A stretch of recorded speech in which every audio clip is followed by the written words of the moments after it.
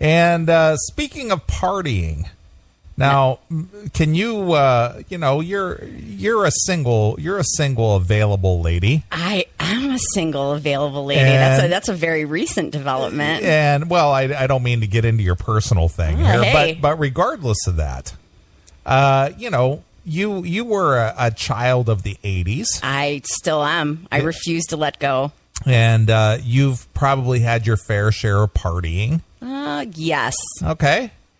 Is there any story at all that you can share with the CMS fans, the something memorable, good, bad, or indifferent that you would go, there was this one time. Could you tell us a good party story for Kim? So I start off like this one time at band camp. Yeah, this one time in band camp. I was actually probably one of the good girls in our group. Mm-hmm. So I wish I could say that I have some filthy, dirty, sordid tale, but I don't know that I do. I think probably some of my my best partying nights I don't remember, so I don't have stories from them. But let's see.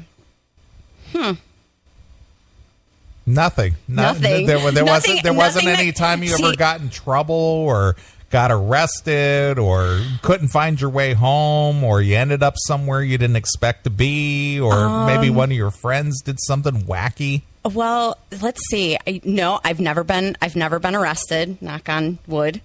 But we did, not really a partying story, but we did end up, my best friend Marcy and I, we did end up getting a ride home from some of Chicago's finest one year on the way home from Taste of Chicago when Taste of Chicago used to be fun. This is come with me. Let's get in the Wayback Machine, shall we? This was probably 1990-ish. Marcy and I decided to go down to Taste of Chicago and walked around for a little while and, of course, walked down by the lake. And there were hot guys in boats that were way more interesting than anything the Taste of Chicago had to offer. And we actually met up with some guys that were in a local band in Chicago that was really popular at the time, Odette. And they were on a boat, so they brought us on the boat and a bunch of beers and everything later.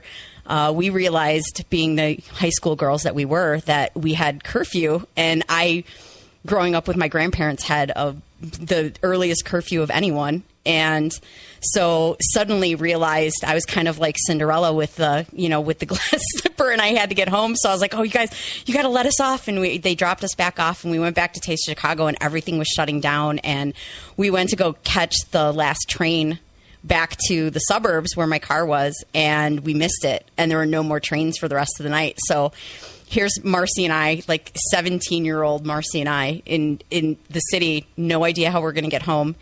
And an hour away from my car, and so there was a bunch of cops obviously making sure everybody was leaving and everything. So we didn't know what else to do, and we went up and we talked to the police, and they just kind of looked at us and shook their heads like, you stupid little suburban girls, what are you doing? And one of them was like, well, look, my shift's over. If you want, you're going to have to ride back to the station with us.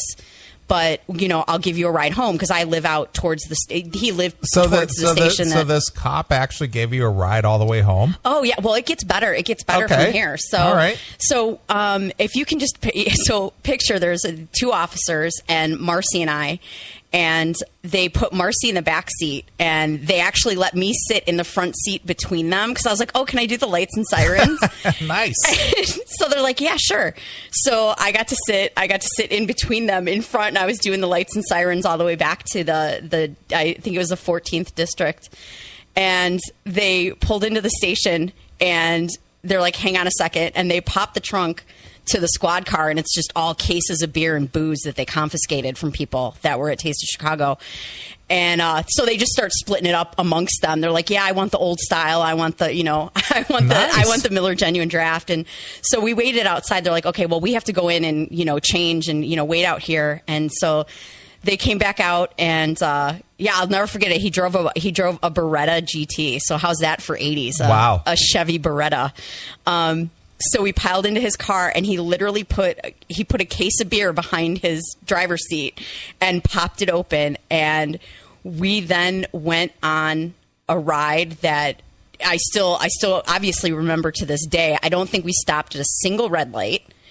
And I think by the time he got us back to this train station, he had downed about 6 beers. Wow. So while I wasn't necessarily the one partying. Oh, and I actually skipped over the most important part. While we were actually riding back from Taste of Chicago to the district, somebody actually ran up to us at a red light and said, "Hey, I just got carjacked. Can you help me?" And Marcy and I instantly freak out. And they're like, yeah. They're like, "What kind of car was it? What did they look like?" And he describes it and everything like that. And they're like, "Okay, we're on it." And they take off. And they're like, they get to the corner and they turn. They're like, "Whatever." I was like, oh. Wow. So, it's Chicago. Sure. So yeah, that was definitely an interesting night. But you know what? He got me back to my car, and I got home before curfew with about 3 minutes to spare. So. Nice. Well, I'm watching the chat room, and I want Scotty from the Commonwealth to call into the show. Scotty, you got the number. You call every week. I want you to call into the show. Paging Scotty. Yes, paging Scotty from the Commonwealth. I want you to call the show.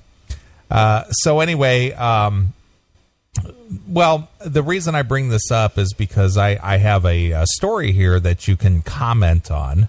Fantastic. And the thing is that you have chosen not to procreate. Yes, I actually did choose that, and now with my health issues, I couldn't if I wanted to. So sure. Well, regardless of whether you could or could not, this was a conscious choice on your part. Yes, it was. Yes, it was a conscious choice. Okay, so you are much like me. I've gone through my life with the thought in my head that this would not be the life for me to bang out a couple units and, be connected to some woman that perhaps I wasn't going to be with for a lifetime. Sure. And there are a lot of bad moms out there. I'm sure you're well aware. Yeah, there's a lot of bad moms, bad dads. Yes, bad parents in general. Sure. But it seems like it's more commonplace than ever. Yes, actually. Well, we kind of got into that the last show that I was on. We talked about teenage pregnancy and how it ends up being a badge of honor in some cases. So the more kids and the more different fathers, the prouder they walk down the street. So sure, that obviously isn't the ideal situation for raising children. Sure, I agree. Well, anyway, being that we are a permissive society these days, there was a Utah mom who was accused of playing beer pong with her teens, and she was arrested after she was found passed out. That pretty much sounds like all the cool mom houses that we hung out at in the 80s. We didn't have beer pong back then, but that there were definitely houses where we got to sit and drink beer way underage. Sure. Well, anyway, prosecutors have filed several charges Thursday against a mom in Utah accused of giving teens alcohol during a massive drug-fueled house party before passing out in a gutter around the corner. In Utah? In Utah. Okay, the Mormon capital of the universe. Absolutely. Fantastic. Amber Bradley, 29. Yep. Okay, she's 29. 29? 29. How many kids? Well, it doesn't say how many she has, but she is a mom. Okay. But apparently she hosted a party. So 29 and she's got teenagers? That's what I'm saying to you. So say she had a kid at 14 or 15. That kid would probably be 14 or 15. Yeah, 14 or 15. But it's a cycle that never gets broken. Yeah, that's very true. Mm-hmm. Wow. 29. Okay, so right. 29 with teenagers. Right. Go on. Hey, Scotty, I noticed my phone is not ringing here in the studio. I guess you must be blowing me off. But anyway, After Amber Bradley, 29, allegedly invited the teens to play beer pong. Okay. After officers found her early Saturday morning in Layton, Layton, Layton, I guess is Utah. Okay. They said she had trouble walking and her speech was extremely slurred. Clearly, she's not very good at beer pong. No. Bradley claimed at least one teenager was watching her children who range in the age from 4 to 8. Okay. Investigators said when cops arrived at her house, they said that they found Xanax. Wow. Okay. Pot. Okay. And beer, along with 4 unconscious teenagers. Oh, my gosh. Wow. Her children were asleep in different rooms. So apparently she hosts parties for some other people's kids. Yeah, evidently, because you just said that her kids were, 4 to 8? 4 to 8. So none of the teenagers were hers. Yeah, so apparently she's like the hot mom in the... wow. That Nathan in Kentucky has it in the chat room picture. Oh, is that her. Really that's her? her. Yeah, that's her. Oh, my God. Wow. Yes. It's not often that I'm speechless, but words actually escape me a little bit. The makeup is the running mascara down her face. The makeup's interesting. That's wow. So what's up, Mom? So would she, in your estimation, Kim, if she was a little loose in the morals? Oh, you think? No. If she is. Would you think that she is the hot mom of the neighborhood? Ooh. Do you think she's banging the teenage boys? That's hot is a very subjective well, hot term. As in loose. Well, yeah. I mean, I guess if you're a teenage boy and there's a woman in the neighborhood willing to put out, she's going to be considered hot. Well, that's my point. Hot as in promiscuous. Okay. Wow. Yeah, is she unattractive? No, I wouldn't necessarily. No, I wouldn't necessarily say that she's unattractive. I'd say that they didn't catch her on maybe her best day. Well, she's not looking the most photogenic she was passed out drunk though when they found her. So, with the sweat and the alcohol and the rough night, I mean, obviously the makeup is going to be streaking and running. Yeah. Well, wow. That just, oh, sorry. I'm physically shivering right now thinking about just her and like she's, just luring teenage boys into her house and just. But she did. Obviously, that's what she did. Clearly, that's exactly what she did. That's rough. Sorry, I still can't. I'm sorry. I still can't get over the picture. I don't even understand how the makeup was ever possibly balanced at one point in the night. It's just one is like it's almost like she did a commercial for some kind of makeup remover towelettes or something. But holy cow! So none of the teenagers were hers. No. Her kids were 4 to 8. Yeah, and some other teenager was quote unquote watching them or babysitting them. Wow. Yeah. So was this, I guess maybe this was the first time she got caught. I don't know if it's necessarily the first time it happened. Right. Oh, that's so nasty that's so nasty on so many levels. Well, she just got busted for the kids drinking and but she was passed out and there were several teenagers passed out. Well, I guess the point I'm getting at is was there any indication of any kind of sexual shenanigans going on? It does not say. Well, okay, so fine. Well, 14-year-old Neeley, if she, offers you to, come in her house and drink a beer, are you going to go? Well, see, I've never drank beer. Okay. Not in my life. But I will tell you a story. Okay. All right. My oldest sister, she lived in a town that I would go spend a couple of summers with my oldest sister. Okay. And her next door neighbor was a former quote unquote small town beauty queen. Okay. Okay. She used to sunbathe out in the backyard. She was a pretty girl from what I remember, but again, I was only 14. Okay. She was a pretty woman. She was married. Okay. She used to sunbathe topless. Okay, but she didn't. It wasn't full frontal nudity. She would of course she would undo her top when she was like laying on her stomach. Okay, gotcha. Yeah, but, the same thing we all did back then because we didn't want tan lines. Exactly. But she was overly friendly. Okay, gotcha. And she would, my sister had a screened-in back porch, and when I would get up and have breakfast, I would like to sit on the back porch, and she was always out sunbathing on a lawn chair. Okay. And my sister, being the motherly type that she was, she would insist that I wouldn't eat breakfast on the back porch.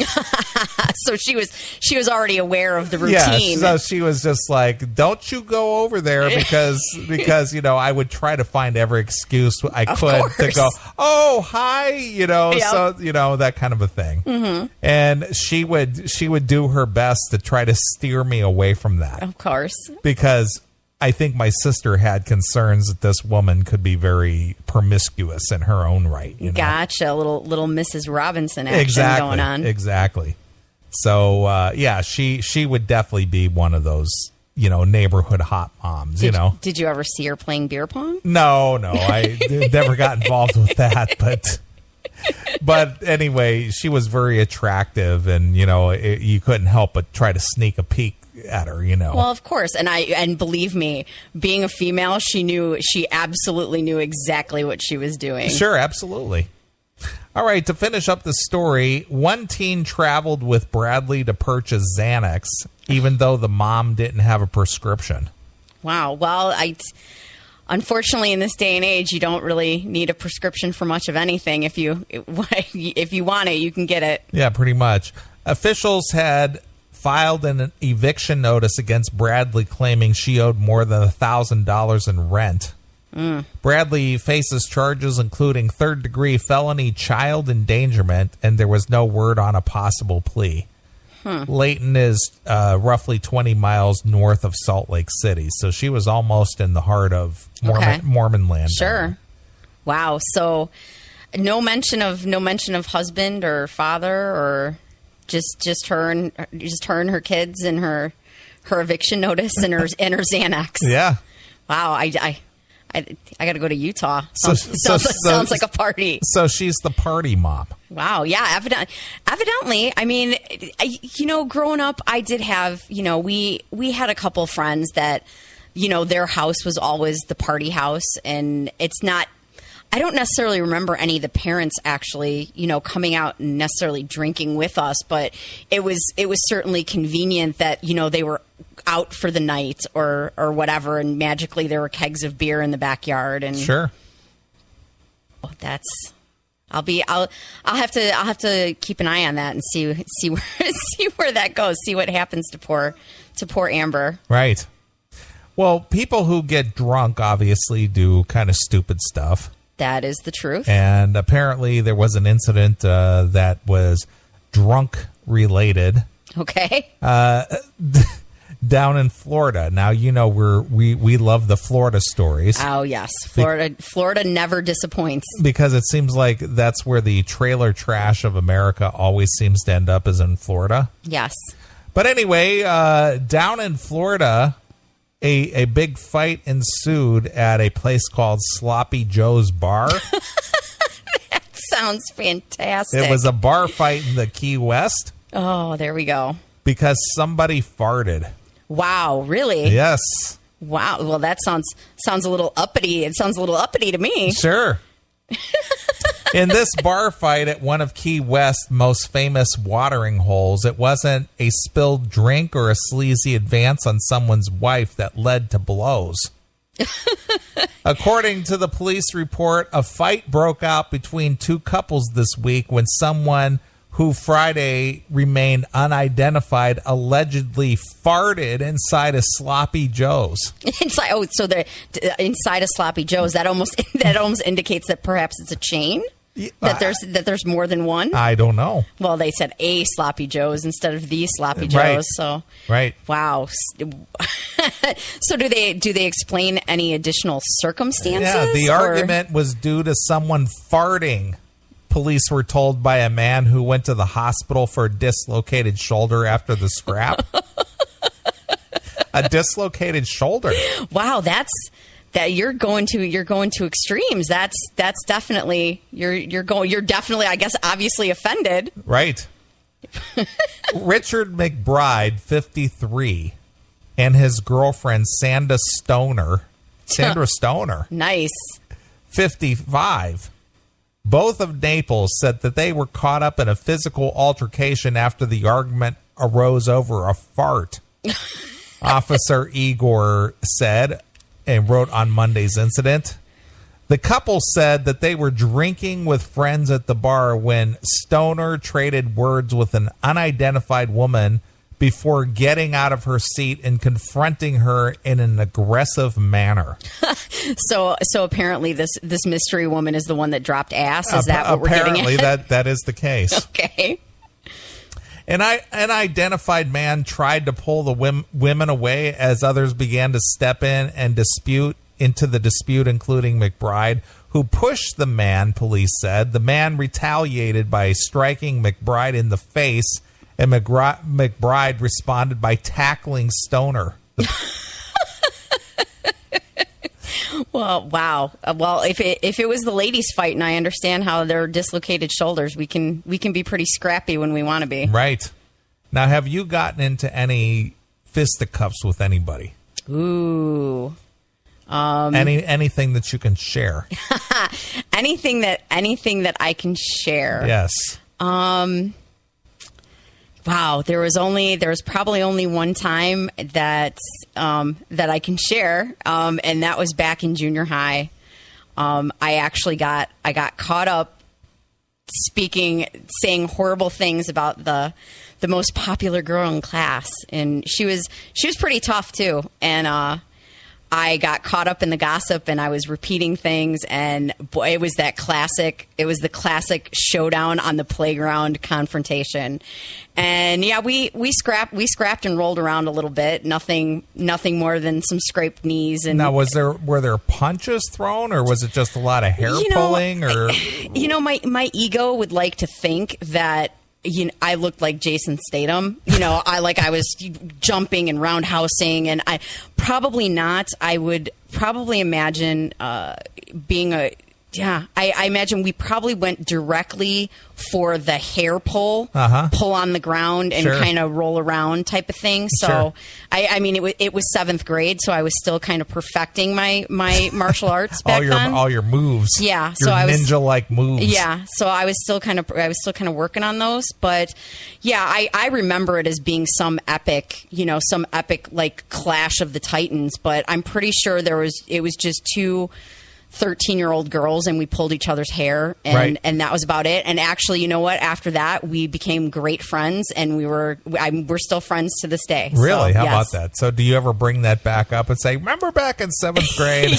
yeah, we sure do. We definitely have had some drinks over the years and remember it, although it's actually kind of funny. We both kind of remember it differently. We both kind of remember it as, I remember it as I won, and she remembers it as she won. Sure. But well, how did it end? I mean, did you guys just break it up, or did somebody break it up? No, it ended with the teacher. It was like the classic movie setup where, like, she confronted me on the playground, and you were saying all these things, and of course I denied it, and then the kids started kind of circling around us and kind of building the circle, and so then of course it drew the teacher's attention because all the kids were focused on this one thing, and so like I said, I imagine it being some 10-minute struggle of wills, and I think it probably lasted about 6.5 seconds. And the teacher grabbed us, and we were off to the principal's office, and that was about it. I don't even think either one of us got detention or anything like that. I think it was a matter of because we weren't. It was probably one of the few girl fights that ever occurred at the school, and I don't know if maybe they didn't even know what to do with us, but there wasn't even detention or anything like that, and we ended up being great friends. All right, excellent.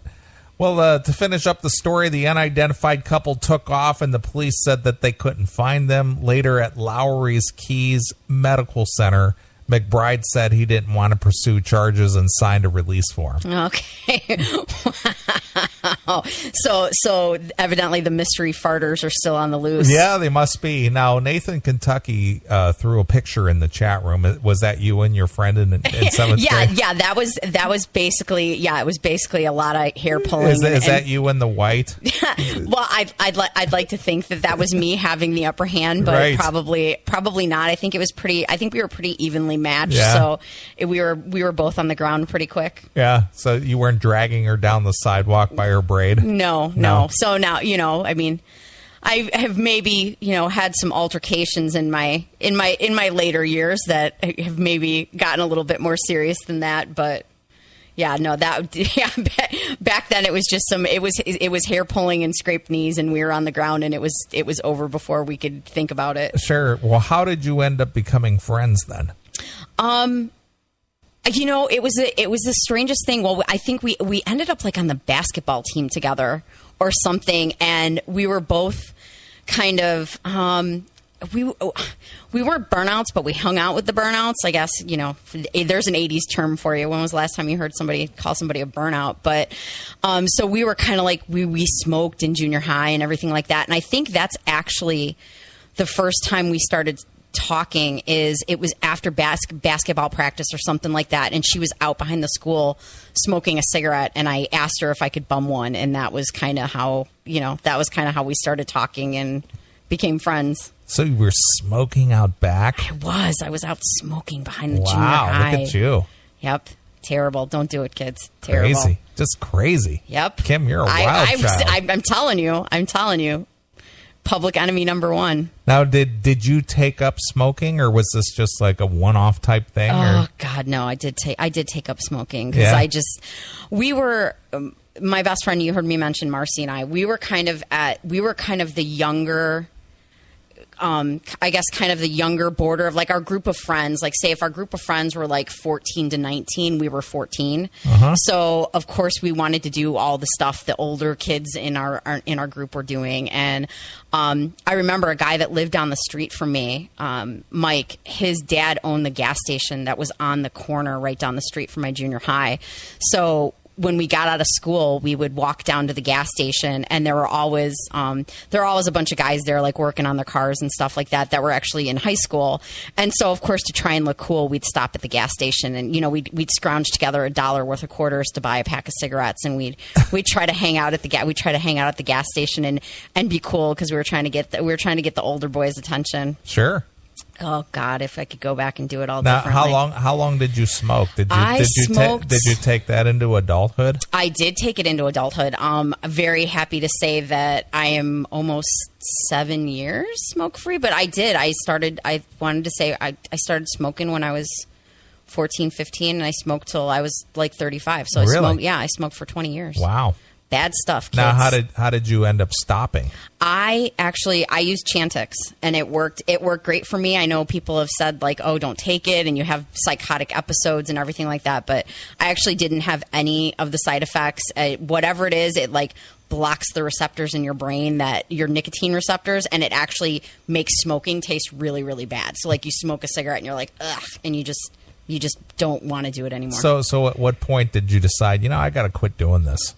It's not that I necessarily had any health issues or anything like that, which I'm grateful for. I just stopped enjoying it. It became something I had to do, not something I wanted to do.